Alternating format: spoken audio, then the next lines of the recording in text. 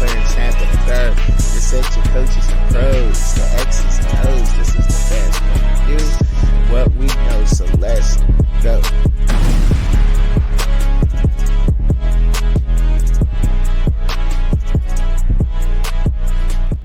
Yo, yo, yo, yo, what's up, y'all?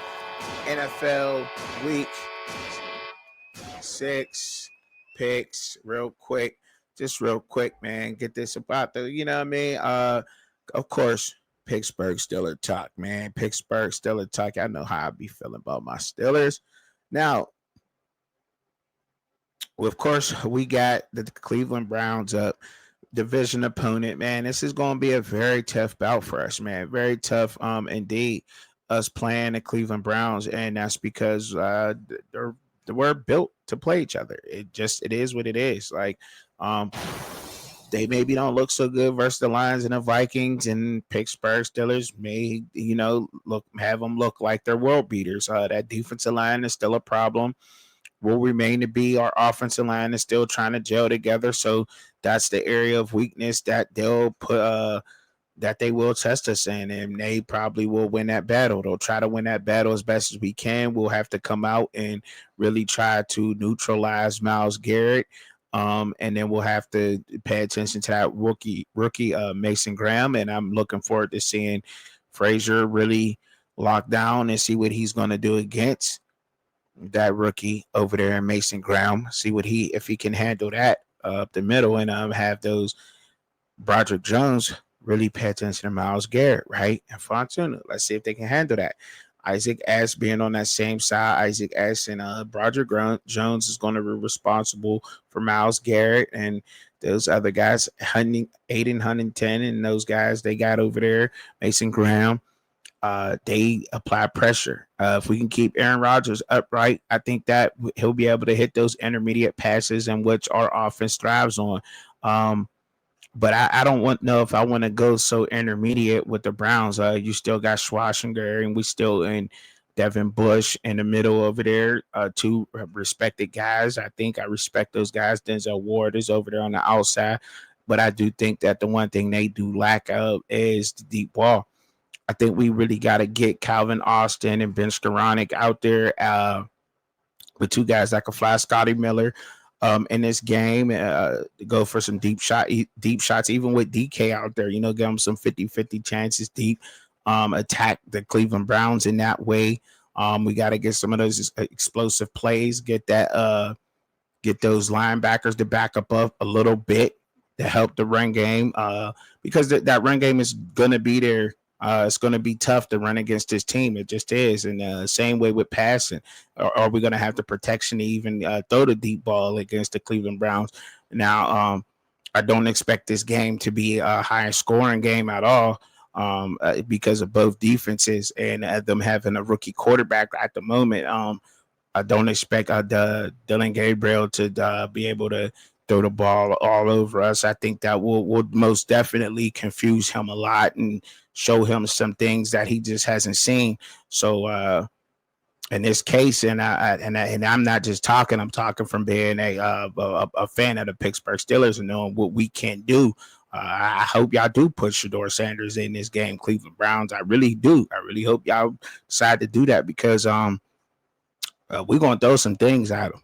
And I just don't think that this should be his first start at all. You know what I mean? I think y'all might want to wait until y'all play the Titans. You know what I'm saying? The Pittsburgh Steelers, I don't think this is the game to pull him in. I think that's why they got Dylan Gabriel a little bit ready last week against Brian Flores' defense with the Vikings and seeing how he was going to be able to handle that because they knew when he was going to go up against Mike T's defense and the Pittsburgh Steelers that he may see some similar things disguised a lot better, but he probably will see some of those things and be able to prepare for that and hit the open guy. They do got Harold Fannin Jr. They do got David Njoku, two tight ends that I respect, and Fannin Jr. is earned that respect. Quince John Junkins running the ball very well. Will we be able to stop the run? That's always been a weakness of our defense. But I think that that's what they'll lean on with this rookie is the run game and play action. I think that's where he's most dangerous at, the play action boot with the Cleveland Browns, and we got to be prepared for that. And if we're prepared to stop that, I think that it'd be a long day for the Browns. But our offense is definitely going to have to put up points. Don't care what if it's a field goal or not. I think this is gonna be a low scoring bout. I think a tough division opponent. But we're at home, and I don't think that we can drop this one at home. Going to the dog pound still later on in the year is going to be tough, but I don't think we could drop this one at home at all. Don't think we could afford to do that. But I have been liking a lot what I have seen out of our team. I really have been liking a lot what I've been seeing out of the Pittsburgh Steelers, and what be been able to do offensively. And the way that we've been playing, holding each other accountable, the accountability, the selflessness and play. We're going to have to bring that same intensity to this Cleveland Browns team and play the same way we did versus the Vikings, because like I said before, we're a very tough team to beat once we play that way. And when we're playing that particular way, I don't think that anybody can beat us. I just don't think so if we're playing like that. But it's going to be a tough game. You know what I'm saying? Very respected game. I can't wait to watch it because it's going to be physical. It's going to be a lot of jaw jacking. It's going to be a lot of pushing and shoving. It's going to be some good football, how football's supposed to be played. Hope that they let them play a little bit and they ain't getting all nitpicky and then don't come down to some weird penalty or something like that. I hope it's just, a straight up good football game that we can watch and that we love to watch, because if you want to see that, then you definitely want to see this Browns and Steelers game, no matter what the record is. However, we do see that our division is in trouble with the losses and the wins, and we gotta win out. If we win these couple of games, it puts us in a decent position, but it's still early on, and we still got things that the weakest area we got obviously is our offensive line, right? Because they're just trying to learn how to play together, in jail. It did look good when we went to the extra offensive line with Spencer Anderson, like I said last week. But Spencer Anderson, whether he's in there, Troy Fontunu's in there, Mason McCormick, Frazier, Isaac S, or Broderick Jones. No matter what one of these guys is in there, we have to be prepared to help out and to keep Aaron Rodgers clean. If we can keep Aaron Rodgers down to just, being touched twice in this game, I think that that's fantastic against this pass rush and this defensive line that we're going to face, right? And have them respect our run game and have them back off. Kenneth Gainwell looked really good.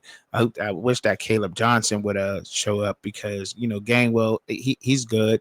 He's a little older, though, you know what I'm saying? And and when you get up there in age, your body tends to, be sore a lot more. You know what I'm saying? I'm just keeping it a buck, and this is going to be a tough one. It's not something that I'm super excited to watch my team play.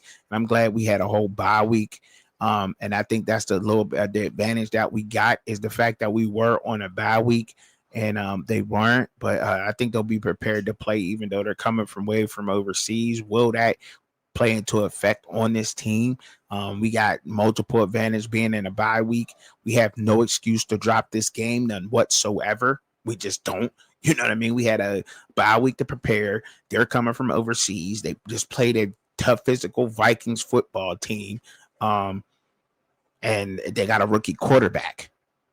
So they, like they're gonna come out there with like, hey, we ain't got nothing to lose. We trying to see what we got for the future, but we gonna bring it to y'all anyway. We ain't just gonna let y'all run away with one, So I think we got, so the more pressure, of course, is on us, the Pittsburgh Steelers, to get this job done because I just named all the reasons why we have it like that, right? And that's just it. So closing out on that, and I think I said everything that I needed to say, kind of gave some of the keys and some of the things I'm looking forward to. So y'all let me know down in the comments what y'all actually think about this upcoming game versus the Browns, and some things that I may not have added in there. And let me know your thoughts a little bit on this game. But look, to me, To the world, it may look bad for us to lose because of all the reasons I said. Them traveling, us having a bye week, them having a rookie quarterback. But this is the Browns, and it's the Steelers. You know what I mean? They're built for this division. Now getting into some other games real quick. Thursday, October 9th at night game, Eagles and the Giants. I think the Eagles should win this game. They just had a tough one versus the Broncos. I'm not going to blame penalties. The refs have been going off, but these refs have been making bad calls, both in college football and pros. Just let them play in certain aspects, man. Just let them play, in certain things, and make the right calls, man. Anyhow, I think the Eagles should beat the Giants. The Broncos playing the Jets. The Broncos have no way of losing to the Jets at all. Don't care if Justin Fields is back there. Don't care if Tyrod Taylor's playing quarterback. Don't matter who's playing quarterback for the Jets.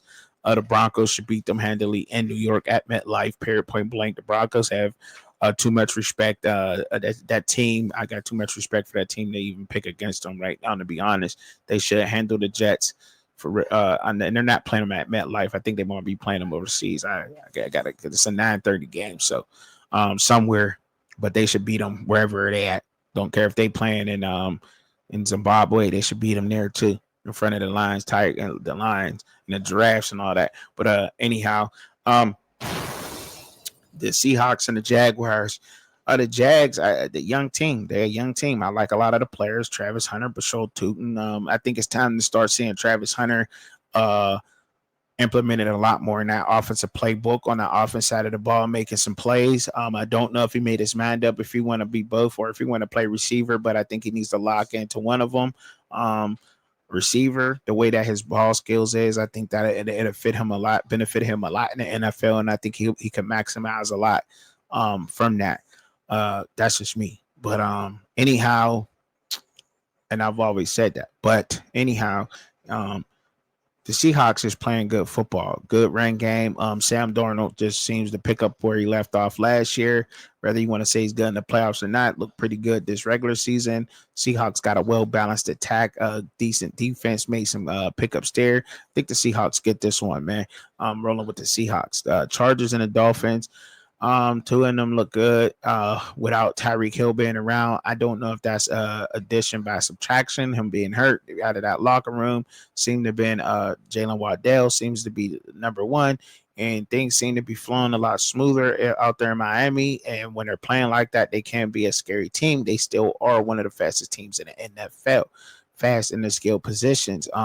That defense, however, I think is something different. And when you got Harbaugh, the coaching, I think this is what it comes down to. The coaching and the talent that the Chargers have, they have no business losing to the Dolphins. I think I'm rolling with the Chargers in that one. The Ravens and the Rams. I think the Ravens is at home. The way, oh my goodness, man, you can't tell me Shedeur couldn't have beat out this backup quarterback. I don't know what's going on with him. Cooper Rush just does. They look like they're not even trying to run the ball with Derrick Henry.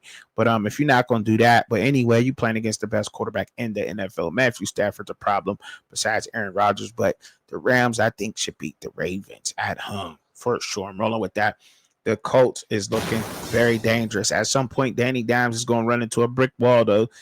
Don't know if it's going to be against the Cardinals just right now yet, but at some point, Danny Dimes is going to run into that. But as long as he got that good run game going, and he's just in a friendly offense, something that he can run really good. But I think Danny Dimes will run into a brick wall at some point this season and slow his momentum. I honestly do, but I don't think that it's going to start right now in week 6 versus the Cardinals. Don't think so. I don't think that's going to happen. So I'm going with the Colts in that one. Cowboys at the Panthers. On the Panthers, they're young, still young. Bryce Young is still young. I do like the fact I seen Jimmy Horn Jr. out there, Xavier Legette, T Mac. I think that those are going to be some of the NFL's best receivers at some point in time. I think that they could possibly have one of the best receiver rooms. I'm glad that they're getting Jimmy Horn some of that experience, that game experience. I would like to see the Panthers use him more in space, get him the ball a little bit more, give him at least 5 touches with the ball. You know what I'm saying? I don't care if it's jets, I don't care if it's screens. But they got to get, force him the ball a little bit more to open up things down the field for T-Mac and so forth and so on, man, because you're not going to be able to guard all three of those guys and bracket all three of those guys at one point. That's just ridiculous. The offensive coordinator, I think I could draw some plays up for the Panthers with those three guys and open some things up on the field for them. But the Cowboys defense, I don't know, could be Swiss cheese. But still, with that being said, the Panthers is at home. I think I'm rolling with the Cowboys. Dak is a problem always in the regular season. And they got my man George Pickens down there. And I think, yeah, I don't know. Go with the Cowboys in that one, right? The Saints. All right, now Spencer Rattler steps up, gets him a dub, get playing pretty good. You know what I'm saying? Playing pretty good. They are at home.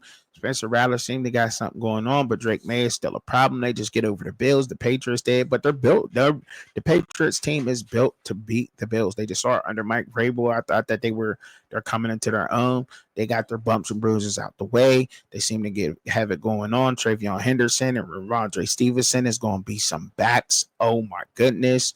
They are going to be a problem. Not 1-2 punch, two-headed monster they got going on there. Hunter Henry, old school tight end. Man, they got, the receivers stepping up, making names. Drake May likes his receiver room. He know what he's doing. I think that defense over there at the Patriots coming together, still young. I like the Patriots in this one. I do. Already took the brow, talked about my Steelers and everything, so I'm gonna keep it there. But the Titans and the Raiders right now, I think those are two young teams right there. I like what Cam Ward did. Besides, Cam Ward is a monster. I like what Cam Ward did, the resilience that he showed.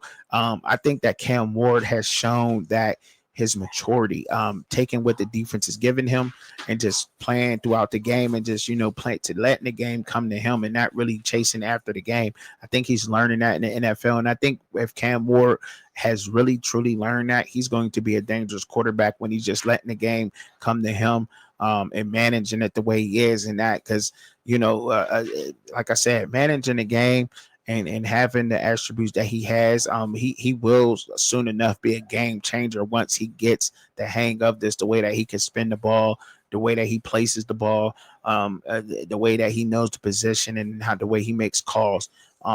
Cam Ward is going to be a problem, but the Raiders being at home in this one, it's just, I don't know where to go with this one. I really don't. I don't think I would really touch that one because I don't know. I can't really trust either one of those teams. You know what I'm saying? What Pete Carroll and the Raiders have shown getting blown, but it was the Colts. And then Geno Smith, the way that he's been playing as a veteran at quarterback, they really not leaning on Ashton Genty. They're keying on him. Then you got, I just don't know with either one of those teams. So I probably wouldn't even touch that. So I can't pick there. That's a non-pick for me, to be honest. The 49ers and the Buccaneers, I got to roll with the Buccaneers. Easy pick for me. I like what Mac Jones is doing with the 49ers. Really stepped up being a leader, Shanahan and everything. But look, I can't go against my man Baker Mayfield. And the Bucs is at home, going to be a problem. Bengals and the Packers. The Bengals just have no shot with Joe Burrow. They have no shot with no quarterback if they can't get an offensive line to block for the guy. I know a lot of people have been screaming that, but like I said, they got to have a running back. And I know it's not John Brown, but you need a back like Joe Mixon. You need you a guy that's not super big. You need you a guy between I think you got to be between 5 foot, 5'10" and 6 foot type of guy that can pass block, that can also catch out of the backfield with some speed, some movement. Devin Neal, I think, would be perfect with the Bengals right now. He's out there somewhere around there. Bashol Tootin, that was down there at the Jaguars, would be perfect for the Bengals. A guy like that. You need you a guy that can move around like that, man. But the Bengals, and there's nothing against Brown, and I'm not putting it all on a running back. I think having a good running game helps the offensive line play and pass block a little bit better. You know what I'm saying? When they can push on you, and you can run the ball well, I think that helps. But the Green Bay Packers, I think they rolling. They're at Green Bay. When you going up there, Lambeau, it's going to be hard. Packers in that one for me. Lions and the Chiefs, I think that's going to be a high respected game Sunday night. It's hard to go against Mahomes. This is, but the Lions is the Lions. And we'll see what happens in this game. A lot of people didn't pick that. They said Detroit would have a rough year and Detroit wouldn't make the playoffs. But Matt Patricia is a hell of a coach. I like a lot of players believe in him. To me, this is I wouldn't even touch it. It's just non-pick. But for me, it's a non-pick for me. But I can't because I can't bet against Mahomes. But the Lions is the Lions. That run game, that offense. I mean, for me, it'd probably be easier for one of y'all out there, but for me, no, I don't know. I wouldn't mess with it. There's enough. There's enough for me to make a parlay. I think for picks and wins, but I wouldn't. It's an on pick for me. Respect the game. The Bills and the Falcons. Even though the Bills just lost to the Patriots, like I said, the Patriots is built to play the Bills. The Falcons pass rush is going to be one of the best pass rushes in the future for us in the NFL, something we ain't saw and seen in a while. So in the future, most definitely, it's going to be a lot. It's going to be a problem. It is. Just it is. So could they get it together? Michael Penix still being young, still getting his footing. And the Falcons fans want to right now, because that's what this era wants, is right now. I mean, they are professionals, but still, even with that, got to give them some time to gel. And the NFL season is only 18 games. You know what I'm saying? So we'll see what happens with the Falcons, but I think the Bills get this one, even in Atlanta. That's just me. And the Bears at the Commanders. It's not a pick for me, because I know Jalen Daniels can get it done, but hey, what are you going to get out of those Bears and Caleb Williams and those guys? Because honestly, the Bears got some of the best talent in the NFL when it comes to an NFL roster. You look on paper, the Bears are just it, but games ain't win on paper. I get that, but the Bears are the Bears. The Bears are the Bears. You know what I mean? They will have one of the most prolific offenses, one of the most dominant offenses, one of the most talented offenses in the NFL. I think they will at some point in the near future. You know what I mean? They just will. But that's me on the picks, man. And my Pittsburgh Steelers talk and some of the game picks next week, man. I hope that y'all enjoyed it. Y'all let me know y'all thoughts on some of the games, even some of the games that I didn't pick, which I know how I always end it, man. Pray for me, pray for each other, pray for y'all always.